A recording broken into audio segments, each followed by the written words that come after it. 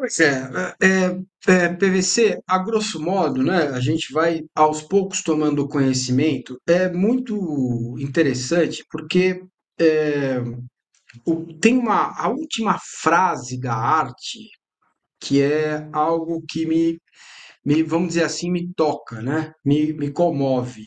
Tirar influência da política do associativo, né? Aquela coisa Bar da Torre, aquele negócio do Corinthians, né? Essa sucessão de chapas, essa coisa que levou o Corinthians aonde o Corinthians está. Porém, quando eu olho para outros modelos de SAF, eu vejo que pode até piorar. PVC, você vê condições políticas do Osmar Stabile neste momento de colocar esse projeto em andamento com CORE, com o Conselho de Orientação Fiscal também, enfim, politicamente, você que tem muita ascendência, consegue dialogar bastante com as gestões, com os políticos dentro do Corinthians, né?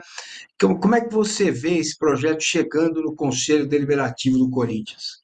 Eu acho, eu vou ter tirar a dúvida. Ele não chegou ainda nesse patamar, né? Ou seja, ainda tem uma Não, ação não, prática.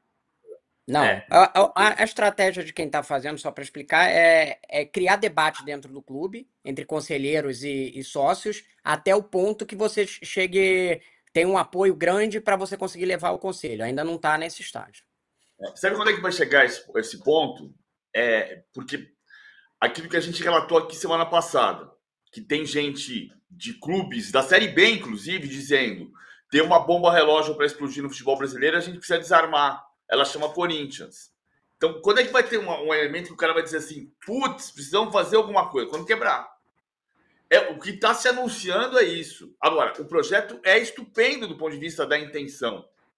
Eu estava achando graça só quando o Rodrigo estava contando a história dos ricos versus super ricos versus os médios ricos. Um médio rico tem 3 milhões de reais para colocar dinheiro, não. Os classe média alta tem 3 milhões e meio, 3 milhões para colocar no clube. Eu me lembrei de um projeto que tinha no Palmeiras numa época chamado Eternos Palestrinos. Lembra disso, Massini? E aí era assim, você comprava títulos de sócios remidos do clube e colocava esse dinheiro como investimento, mas era para ajudar, eram empresários bem intencionados, tudo mais. Aí teve uma reunião na casa de uma amiga da Helena, minha mulher, e a gente foi, e tinha um grupo de super ricos, que olhava, como eu estava na mesma sala, o cara olhou para mim e falou assim, não, gente assim como nós. Eu fiz assim, quem?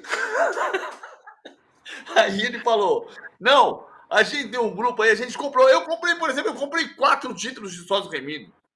Mas por que 4? Você é você é uma família só. Não, depois eu dou para um primo pobre, para uma faxineira. Cara, minha mulher queria saltar no pescoço dele. Ela queria saltar no pescoço dele, é verdade.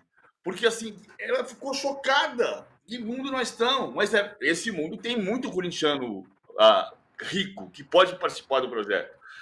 Agora, tem um processo que é quando você troca o conselheiro ordinário pelas ações ordinárias, você tira o conselheiro da vida pública, mas você tem que criar um mecanismo de sobrevivência disso, para não criar uma outra reunião de condomínio.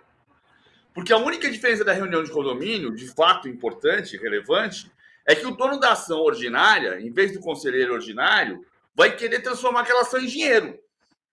E o conselheiro acha que é dono do clube, que a vaga da garagem é dele. Essa é a grande diferença.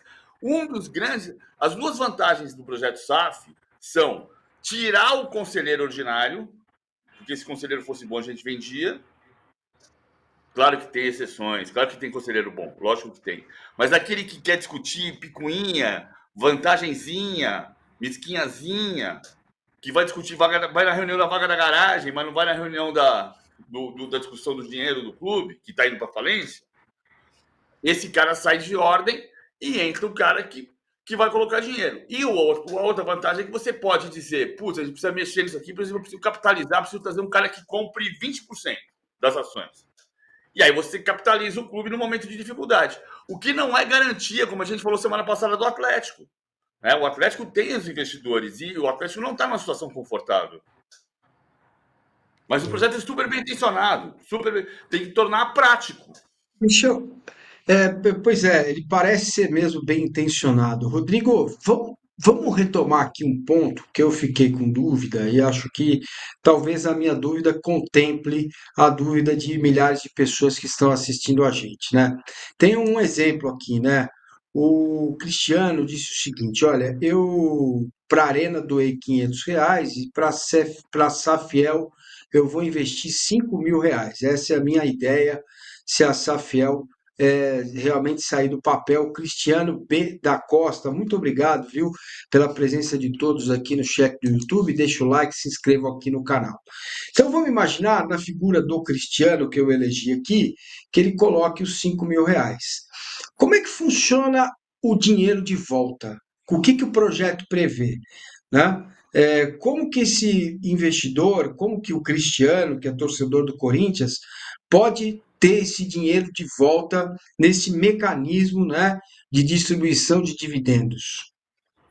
Ele vai ter ações do clube, que é correspondente a R$ 5.000, né? A gente pode fazer o cálculo aqui, vai dar 200, cada ação é R$ 200, vai dar 25 ações, né? Que ele vai ter. Primeiro, ele vai poder votar de acordo com essas ações, ele vai ter os votos de 25 votos, isso durante o negócio. Durante 5 anos, ele não vai poder vender as ações.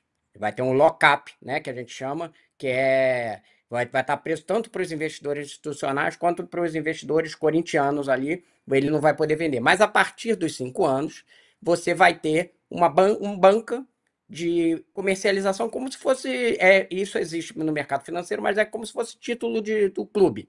Ele vai poder oferecer dentro dessa banca e vender. Aí o Corinthians, tendo se valorizado, a ação não vale mais de 200. Agora ela vale X. Ele vai vender pelo novo valor. Para quem está pensando em dinheiro, não só ajudar o clube, mas assim, faz total sentido. Ele está botando R$ 5.000, e R$ 5.000 não é dinheiro de pinga, entendeu? Ele tem que ter o retorno dele. Mas assim, se ele botar o dinheiro no início e ele quiser tirar mais para frente, investimento a longo prazo, ou seja, a partir dos 5 anos, ele vai poder fazer essa venda com liquidez ali dentro do Corinthians e vai apostar na valorização patrimonial do Corinthians. Ele não entra muito nesse negócio de eu vou tirar dividendo, lucro do Corinthians, porque isso aí no futebol é uma coisa quase impossível ser uma atividade lucrativa. Quem entrar vai ganhar dinheiro no longo prazo na valorização do Corinthians para você revender como patrimônio depois. É como ação, comparando ações que você compra apostando que elas vão valer mais no futuro. Claro, está muito claro. Quer dizer, então, se o Corinthians se recupera financeiramente, paga suas dívidas, volta a estar no cenário nacional forte, ganhando títulos, indo para a Libertadores, indo para o Mundial, obviamente o clube, seu patrimônio se valoriza, e aí o nosso querido ouvinte, internauta, espectador, tem a possibilidade de, depois de 5 anos, vender uma parte, pegar o dinheiro de volta, pegar uma parte do dinheiro, né? Esse é o lado bom, tá? Agora tem um É, ponto Fala, importante. Luizinho. Eu acho que tem um ponto importante que vou voltar para aquela Hum. mensagem catastrofista, profeta do Apocalipse, que eu fiz no início da conversa. Quando é que vai levar para o conselho? Quando quebrar? Não pode ser. Porque o Corinthians tem uma situação de urgência. O fato de você ter, não sei se o Rodrigo vai tocar nisso na sequência, o Corinthians está trazendo de volta o André Lavieri, que era da Álvares e Marçal. E o que se está. A situação do Corinthians hoje, todo mundo está falando isso lá dentro. A situação do Corinthians hoje é muito pior do que era há um ano. Então, não pode ser muito pior daqui a um ano. Não dá para esperar mais um ano. Não dá para esperar. E se você tiver que fazer pelos métodos tradicionais, tem que estancar, tem que parar de vazar dinheiro por todos os lados. Não tem como. O time vai ser baratinho, o time pode correr o risco de cair para a segunda divisão. Vai ter que fazer isso. Vai ter que ser o remédio que o Flamengo tomou em 2013. Não tem outra saída. A outra saída é você fazer um projeto de SAF, que pode ser o Safiel, ou que pode encontrar um investidor, esses que a gente acha sensacionais, trazer um mega milionário saudita que vai comprar o Corinthians. O Corinthians não quer isso, é por isso que tem o projeto da Safiel. Fala, Rodrigo. Não, duas observações. Primeiro, esse projeto eu acho que ele tem um grande desafio, que é muito difícil mesmo.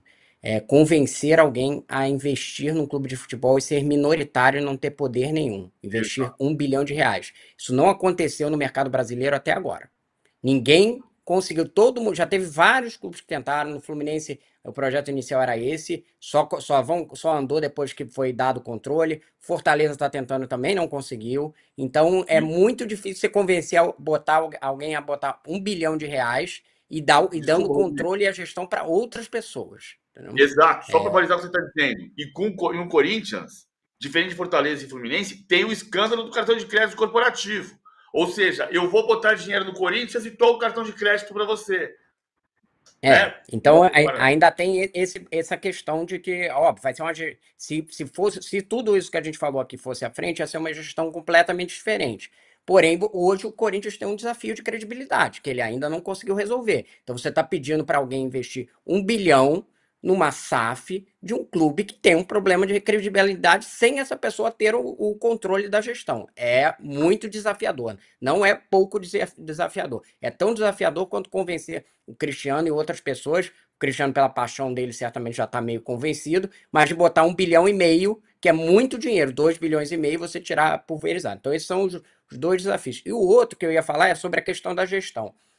O associativo e a política do associativo não necessariamente ele é ruim. A gente vê que hoje no Flamengo funciona, no Palmeiras com uma outra questão também funciona. Os conselhos, a gente já falou aqui, foram melhorando com o tempo, foram criando qualificação, pessoas que questionam e tal. O problema do Corinthians é que hoje, na média, e eu não estou falando de todos, porque eu conheço vários conselheiros muito bons do Corinthians, na média o conselho é muito ruim, mas não é pouco ruim, não. É muito ruim. E aí, como ele é muito ruim, o nível fica muito baixo. E aí você tira essas exceções, com as quais eu converso várias delas, elas ficam ali perdidas num mar de discussão totalmente inútil.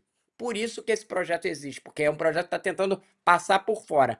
Passar por fora não no sentido pejorativo, mas passar por fora, tipo assim, passar por fora da política. O outro caminho, que é mais demorado, seria melhorar a política do clube com essa entrada dessas pessoas. Eu estou falando com o Carlos Teixeira, por exemplo, que me passou todas as informações, ele não é sócio do Corinthians. E ele é um corintiano apaixonado, disposto a dar seu tempo para o clube, né? Com qualificação e que não está no conselho. Então é uma coisa que a gente tira, né? Deixar claro isso que o Rodrigo está falando, porque eu sei que o conselheiro fica chateado quando eu falo essa frase, que é uma frase de efeito só, é verdade, é uma hipérbole. Quando eu falo, se o conselheiro fosse bom, a gente vendia. Isso é uma hipérbole, né? Um exagero, claro que é, mas é para tentar mexer de fato no conselheiro que se preocupa só com uma mesquinhazinha, que é uma parte dos conselhos, a história de parte dos conselhos. E outro ponto importante, só, que eu acho que é só como exceção à regra. Não vamos perder de vista que um empresário que não seja corintiano pode ser a salvação do Corinthians. A salvação do Milan foi ser comprado por um torcedor da Internazionale, chamado Silvio Berlusconi. Aí para o Brasil isso é uma questão inimaginável, não é? Imagina o que seria, mas